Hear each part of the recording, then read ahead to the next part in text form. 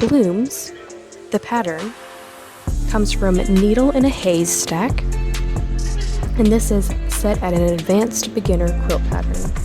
And this will be 80 by 93, which is a queen size quilt.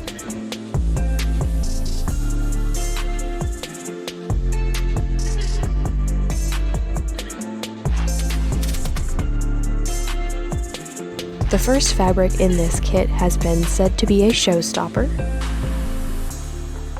This is a border print from Concrete Jungle by Hoffman Spectrum Digital. So this is a digital print.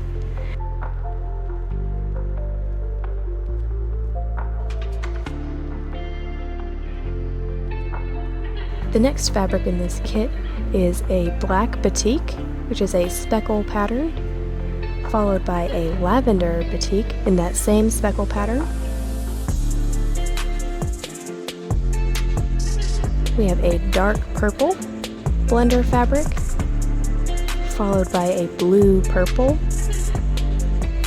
or a periwinkle in that speckle. We have a brown batik, as well as a more purple colorway batik, and a red purple in that speckle pattern as well. And we have blue to finish it off.